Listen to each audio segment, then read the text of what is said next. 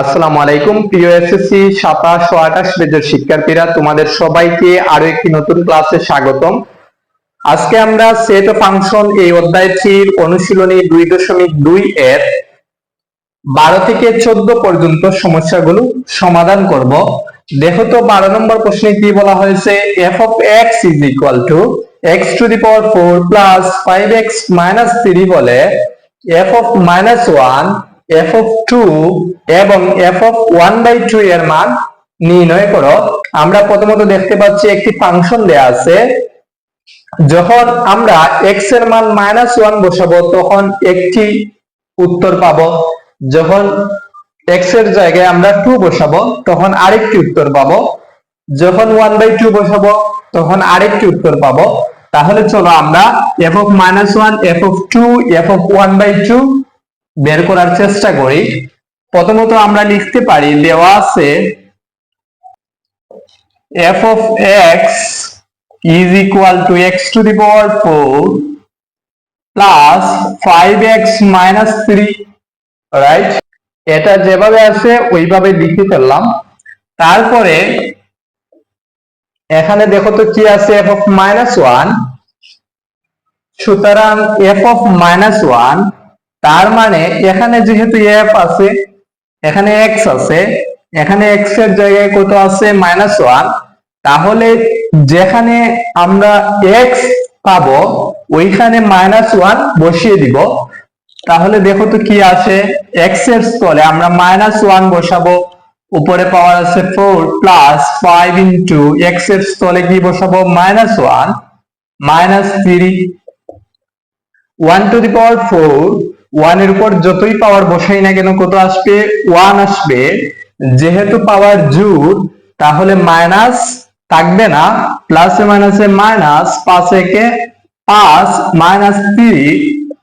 তাহলে দেখো তো এখানে আছে প্লাসের 1, মাইনাসের 5, মাইনাসের 3, এখান থেকে কত আসবে, -8, -8 প্লাসের 1, তাহলে এখান থেকে আমরা পেয়ে যাব -7। এটি হলো f of -1 এর মান -7। তাহলে চলো এখন আমরা f of 2 এর মান বের করার চেষ্টা করি। যেহেতু আমাদের প্রদত্ত function f of x is equal to x to the power 4 plus 5x minus 3, তাহলে x এর স্থলে আমরা এখন কত বসাবো বলতো, 2 বসাবো। 2 to the power 4 plus 5 into 2 minus 3, 2 to the power 4 যদি আমরা করি তাহলে এখান থেকে পেয়ে যাব 16, প্লাসে প্লাসে প্লাস, 5 দুগুণে 10, মাইনাস 3, 16 যোগ 10 যদি করি এখান থেকে আমরা পেয়ে যাব 26 মাইনাস 3, তাহলে আলটিমেটলি আমরা কত পাবো বলতো, 23। এটি হলো f of 2 এর মান।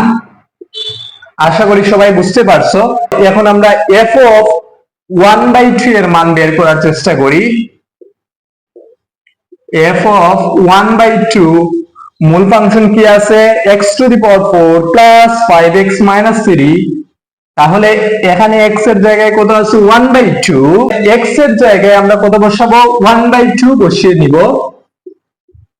power 4 plus 5 into 1/2 minus 3, দেখো শুধুমাত্র আমি x এর স্থলে 1/2 বসিয়ে নিলাম, পাওয়ার 4 ছিল 4 বসিয়ে নিলাম, প্লাস 5 into x এর জায়গায় কত বসালাম, 1/2 minus 3। এখন দেখো তো 1 এর উপর পাওয়ার কত আছে, 4, 1 এর উপর যতই পাওয়ার বসাই না কেন কত আসবে, 1 আসবে। 2 to the power 4 that means 16 plus plus plus, এটা যেহেতু লবে আছে 5 একে 5 ডিভাইডেড বাই 2 মাইনাস এখানে আছে 3। এখন কি করতে হবে, লসাগু নিতে হবে।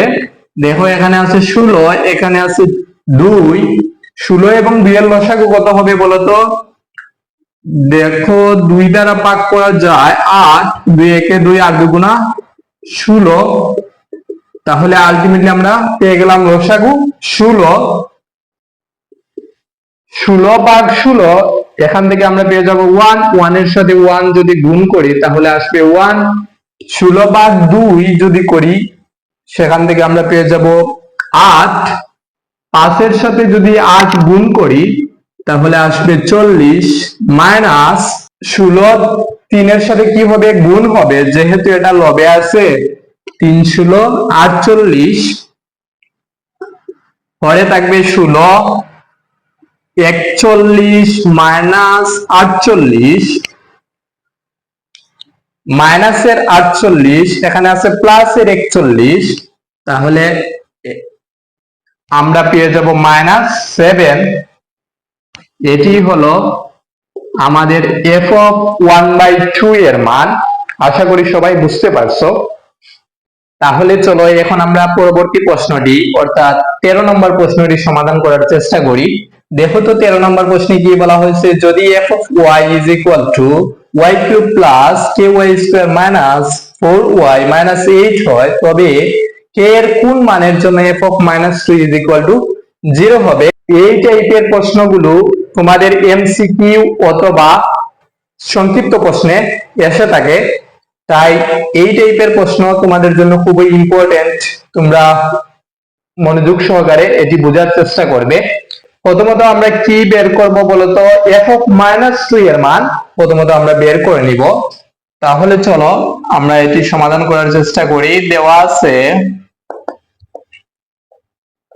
প্রথমত কি লিখবো বলতো, f(y) = y³ + ky² -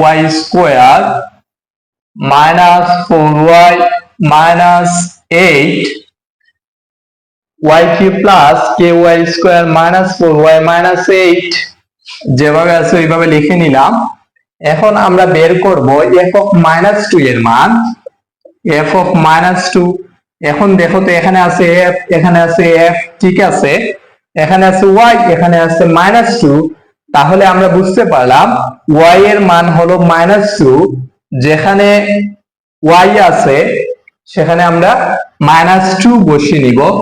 -2 উপরে আছে পাওয়ার 3 প্লাস k ইনটু y এর জায়গায় কত বসবে, -2 উপরে আছে square, -4 into -2 -8 2 to the power 3, that means 8। এখন বলো তো মাইনাস থাকবে কিনা, যেহেতু পাওয়ার বেজোড় তাহলে মাইনাস থাকবে, প্লাস k ইনটু 2 স্কয়ার, তাহলে এখান থেকে আমরা পেয়ে যাব 4, যেহেতু পাওয়ার জোড় তাহলে মাইনাস উঠে যাবে, মাইনাসে মাইনাসে প্লাস, 4 দুগুণে 8 -8, তাহলে এখানে আছে প্লাসের 8, এখানে আছে মাইনাসের 8, কাটও যাবে, অর্থাৎ এখান থেকে আমরা পেয়ে যাব 0। তাহলে এখানে থাকবে -8 প্লাস k এবং 4 যদি গুণ করি এখান থেকে আমরা পেয়ে যাব 4k। তাহলে আমরা আলটিমেটলি পেয়ে গেলাম f(-2) এর মান -8 প্লাস 4k। এখন আমরা লিখতে পারি প্রশ্ন মতে f(-2) = 0। এখানে দেখো তো f(-2) 0 আছে, তাহলে আমরা লিখে নিলাম f(-2) 0। এখন বলো তো f(-2) এর মান কত, আমরা বের করে নিয়েছি f(-2) এর মান -8 প্লাস 4k = 0। যেহেতু আমাদেরকে k এর মান বের করতে হবে তাহলে আমরা 4k কে বাম সাইডে রেখে দিলাম, -8 যদি ডান সাইডে চলে যায় প্লাসের 8 হয়ে যাবে,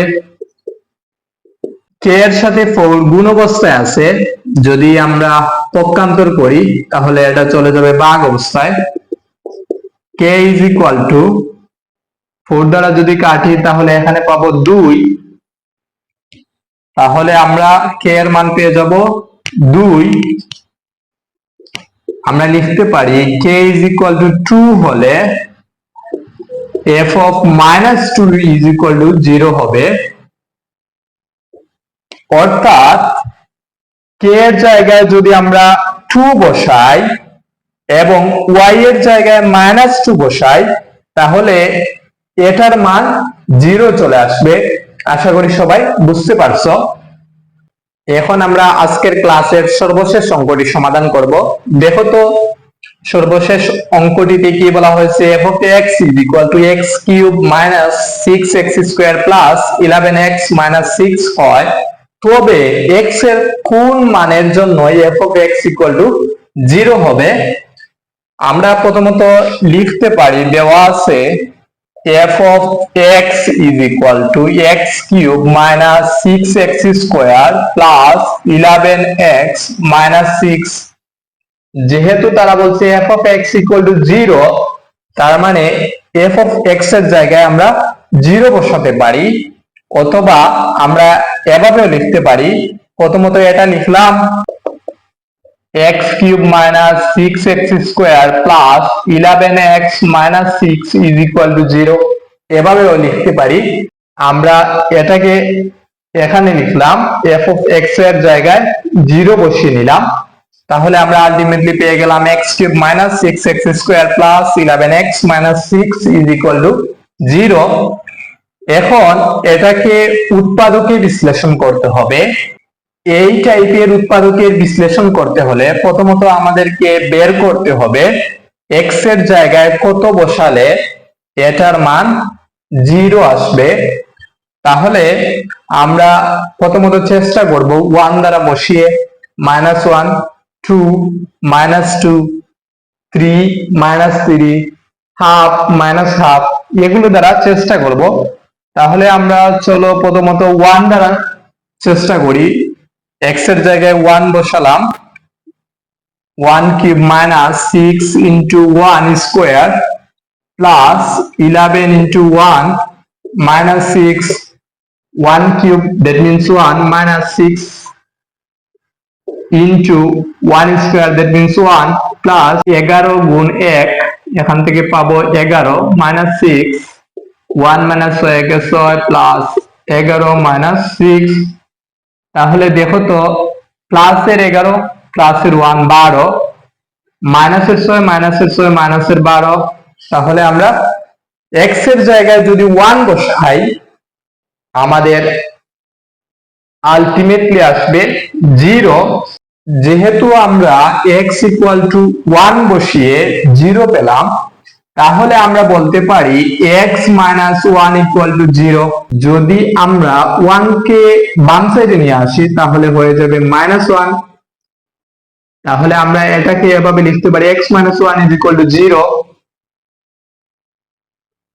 x minus 1 ই হবে f of x এর একটি উৎপাদক। এখন আমরা এখানে ইকুয়াল টু দিব, এখানে ইকুয়াল টু দিব।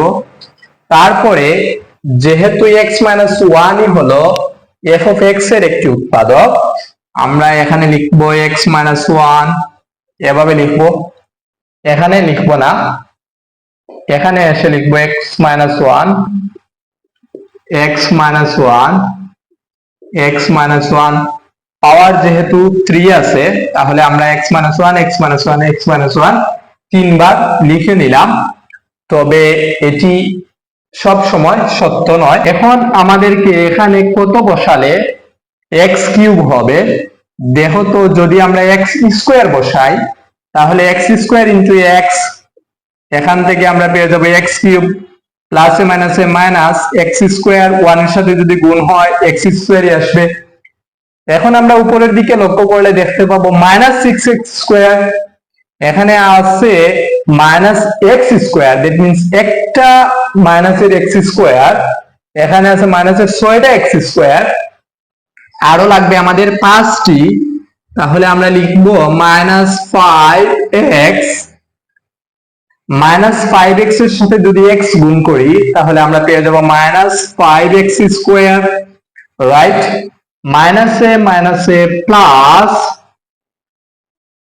5x এর সাথে যদি 1 গুণ করি তাহলে এখান থেকে পেয়ে যাব 5x। এখন দেখো তো x কিউব যেভাবে আছে ওইভাবে মিলে গেছে, -x স্কয়ার -5x স্কয়ার, এখান থেকে পেয়ে যাব আমরা -6x স্কয়ার। এখানে আছে +11x, এখানে আছে +5x। এখন 11x করতে হলে আরো আমাদের কয়টি x লাগবে? 6টি, +6 দিয়ে দিলাম।